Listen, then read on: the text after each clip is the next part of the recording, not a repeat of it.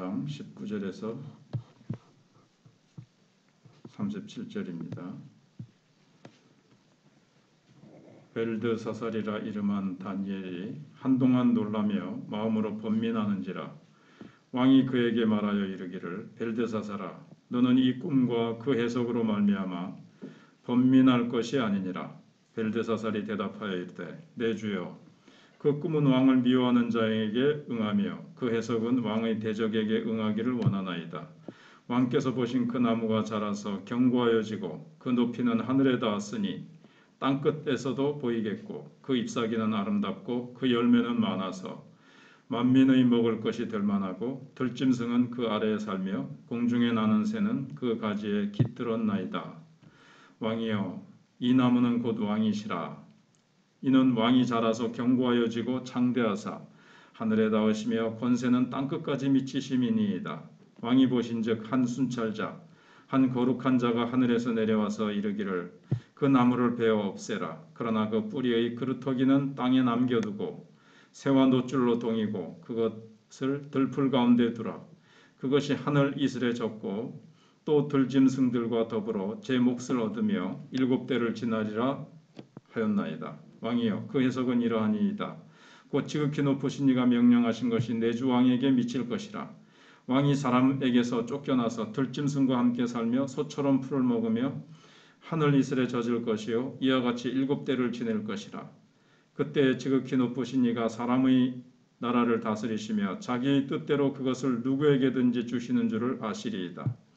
또 그들이 그 나무 뿌리의 그루터기를 남겨두라 하였은즉 하나님이 다스리시는 줄을 왕이 깨달은 후에야 왕의 나라가 견고하리이다. 그런즉 왕이여 내가 아뢰는 것을 받으시고 공의를 행함으로 죄를 사하고 가난한 자를 긍휼히 여김으로 죄악을 사하소서. 그리하시면 왕의 평안함이 혹시 장구하리이다 하니라. 이 모든 일이 다 나 느부갓네살 왕에게 임하였느니라. 12달이 지난 후에 내가 바벨론 왕궁 지붕에서 거닐세 나 왕이 말하여 이르되 이 큰 바벨론은 내가 능력과 권세로 건설하여 나의 도성으로 삼고 이것으로 내 위엄의 영광을 나타낸 것이 아니냐 하였더니 이 말이 아직도 나 왕의 입에 있을 때에 하늘에서 소리가 내려 이르되 느부갓네살 왕아 내가 말하노니 나라의 왕위가 내게서 떠났느니라. 내가 사람에게서 쫓겨나서 들짐승과 함께 살면서 소처럼 풀을 먹을 것이요 이와 같이 7대를 지내서 지극히 높으신 이가 사람의 나라를 다스리시며 자기의 뜻대로 그것을 누구에게든지 주시는 줄을 알기까지 이르리라 하더라. 바로 그때에 이 일이 나 느부갓네살에게 응함으로 내가 사람에게 쫓겨나서 소처럼 풀을 먹으며 몸이 하늘 이슬에 젖고 머리털이 독수리털과 같이 자랐고 손톱은 새 발톱과 같이 되었더라. 그 기한이 참에 나 느부갓네살이 하늘을 우러러 보았더니 내 총명이 다시 내게로 돌아온지라. 이에 내가 지극히 높으신 이에게 감사하며 영생하시는 이를 찬양하고 경배하였나니 그 권세는 영원한 권세요 그 나라는 대대에 이르리로다. 땅의 모든 사람들을 없는 것 같이 여기시며 하늘의 군대에게든지 땅의 사람에게든지 그는 자기 뜻대로 행하시나니 그의 손을 금하든지 혹시 이르기를 네가 무엇을 하느냐고 할 자가 아무도 없도다. 그때 내 총명이 내게로 돌아왔고 또 내 나라의 영광에 대하여도 내 위엄과 광명이 내게로 돌아왔고 또 나의 모사들과 관원들이 내게 찾아오니 내가 내 나라에서 다시 세움을 받고 또 지극한 위세가 내게 더하였느니라. 그러므로 나 느부갓네살은 하늘의 왕을 찬양하며 칭송하며 경배하노니 그의 일이 다 진실하고 그의 행하심이 의로우심으로 교만하게 행하는 자를 그가 능히 낮추심이라. 아멘. 겸손이라는 것이 무엇입니까? 그것은 사람 앞에서 자기를 낮추는 것이 아니라 절대 능력을 가지신 하나님 앞에 자기를 낮추는 것입니다. 반대로 교만은 하나님 앞에서조차 자기 의를 자랑하는 것입니다. 느부갓네살 왕은 자기 자랑병에 빠졌습니다. 이런 자들을 향해서 하나님은 말씀으로 이제 도전하십니다. 다니엘은 왕의 꿈 이야기를 듣고는 매우 처음에 당황했다고 19절에 나오죠. 그러면서 아주 매우 조심스럽게 예의를 갖추어서 그 꿈에 나오는 나무는 바로 왕 당신입니다. 이렇게 이야기를 해줍니다. 큰 나무 같은 느부갓네살이 한순간에 넘어질 것이며 그런 상태로 7대 7년을 지날 거라고 말합니다. 그 7년 동안 왕은 쫓겨다니면서 마치 들짐승처럼 살게 될 것입니다. 손톱은 새의 발톱처럼 되고 풀 먹으면서, 근데 제가 정확히 기억을 못 하겠는데 한 20년 전인가 자관 그 안에 실제로 이런 병이 발견이 됐죠. 성경에 나오는 이런 병이 실제로 어떤 사람에게 요가 거의 같이 나타났어요. 그래서 그 병명도 아마 이 왕의 이름하고 뭐 어떻게 이렇게 비슷하게 이렇게 병명이 붙여졌습니다. 아무튼 이거를 어떤 학자들은 뭐 정신질환으로 말하기도 하고 뭐 그렇게 하고 전에는 정확히 알 수 없었습니다. 근데 실제로 이와 같은 병이 실제로 나타난 거죠. 제가 그때 뭐 신문이나 뉴스에 난 걸 스크랩해 놓지는 못했지만 이런 병이 정확하게 발견이 됐다는 겁니다. 그래서 왕이 절대 권력의 자리에서 밀려나서 쫓기는 삶을 살게 될 것을 이제 의미하는 겁니다. 왕은 이 불길한 예언이 자기에게 임하지 않기를 간절히 원했을 겁니다. 그렇지만 다니엘은 분명히 말합니다. 이것은 왕 당신을 향한 이야기입니다. 근데 이제 다니엘로부터 가공할 만한 이 예언을 들었으면서도 왕은 12달 동안 기회를 하나님이 주셨습니다. 하면서 이제 이렇게 행하시오 얘기를 하죠. 근데 12달 동안 아무런 조치도 취하지 않았습니다. 오히려 큰 바벨론을 자랑하고 자신의 능력과 권세와 위엄을 자랑합니다. 29절에서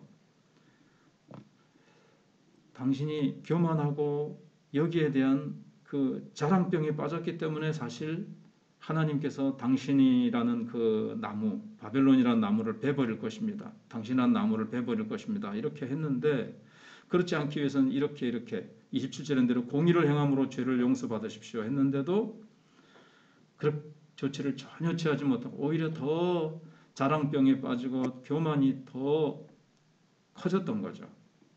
물론 이제 바벨론 왕이라면 그 당시에 수많은 나라를 지배하고 온갖 좋은 것들을 부귀영화, 권력, 세상의 영화를 가지고 있었기 때문에 자랑할 게 너무 많았겠죠.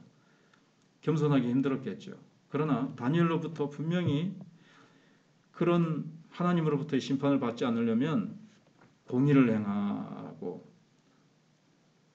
죄를 용서받으라고 메시지를 들었습니다. 근데 왕은 그 메시지를 12달 동안 까맣게 잊어버리고 살았던 것이 이게 이제 문제입니다. 세상의 문제도 그겁니다. 말씀을 듣고도 어떤 사실을 이렇게 하면 안 된다는 걸 알고 있으면서도 바꾸지 않는 데 있습니다. 그건 건망증 걸려서 잊어버리고 자기 자랑, 자기가 더 높아지고 자기가 높아진 것에 대해서 자랑하고 싶고 그 교만을 표출하고 싶은 것, 그게 이제 세상입니다. 하나님의 심판은 그래서 불가피하고 이렇게 살아가는 세상 사람들은 하나님의 심판 앞에서 핑계할 수가 없게 됩니다. 근데 우리 그리스도인들마저 영적인 건망증과 무사 안일의 태도로 살고 있지는 않는지 우리가 우리 자신을 살펴봐야 될 것입니다. 하나님의 때가 이제 다 차고 7년이 지나자 짐승 같은 삶을 이제 청산하고 왕은 이제 제정신이 듭니다. 이거 다 하나님의 은혜죠. 그래서 왕은 제자리로 돌아오게 됩니다. 34절에 철저한 하나님의 은혜죠. 그대로 내버려 두면 평생 그렇게 살다가 죽어서 심판받을 수밖에 없을 텐데 하나님께서 지극히 높으신 하나님이 내 위에 또 계셔서 내가 신이 아니고 내가 진정한 왕이 아니고 내 위에 진정한 왕이 계시는구나. 이걸 깨닫고 하나님께서 원하시는 자를 세우기도 하시고 폐하시기도 하신다는 것을 깨달을 때에 이제 제자리로 돌아오게 됩니다. 그래서 하나님이 자기 뜻대로 행하시나니 우리가 뭐라고 말할 수 있겠는가? 이런 고백을 합니다.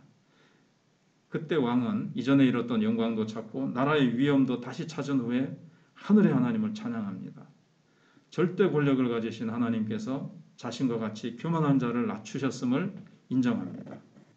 왜냐하면 느부갓네살은 예루살렘 성전을 불사르고 하늘 높은 줄 모르며 살았던 그런 왕이었거든요. 그런데 하나님께서 이 꿈과 이 사건을 통해서 너 위에 내가 있다라는 메시지를 하나님께서 주신 것입니다. 하나님은 교만한 자를 낮추셔서 겸손의 무릎을 꿇게 만드시는 것입니다. 이것이 사실은 하나님이 주실 수 있는 가장 큰 은혜입니다. 교만을 그냥 하늘 높은 줄 모르고 높아질 때 실컷 그래 교만해봐라 하고 하나님이 내버려 두시면 영원한 멸망에 빠지고 말지요. 그러나 하나님께서는 깨닫게 하시고 낮추시는 것, 이것이 하나님 베푸시는 은혜라는 겁니다. 그래서 결국 결론은 이 세상에 오직 유일한 왕은 하나님 한 분뿐이십니다. 세상에 가장 큰 왕을 무릎 꿇린 진정한 왕 하나님께서 우리의 주님이십니다. 그런 하나님을 우리가 잊고 살아서는 안 됩니다.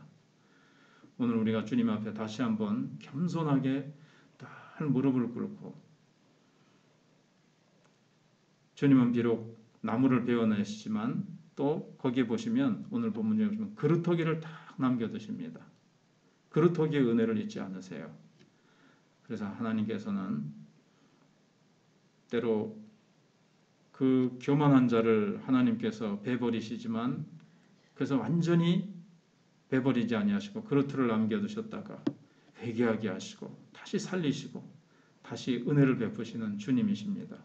이 은혜를 베푸시는 주님 앞에 우리가 겸손하게 나아가야 되겠고, 우리는 조금 무엇이 잘 되고 무엇이 좀 되는가 싶으면 나를 자랑하고 나를 높이고 이 모든 것이 나의 노력으로 된 것이냐, 우리는 하나님 앞에 겸손히 감사할 줄 모르고 그렇게 자기 자랑병에 빠진 느부갓네살처럼 자기를 자랑한다면 우리는 하나님 앞에서 참 하나님의 백성답게 살지 못하는 것이 될 것입니다. 늘 예수님처럼 온유와 겸손한 마음을 품고 살아가야 되겠습니다. 기도하겠습니다.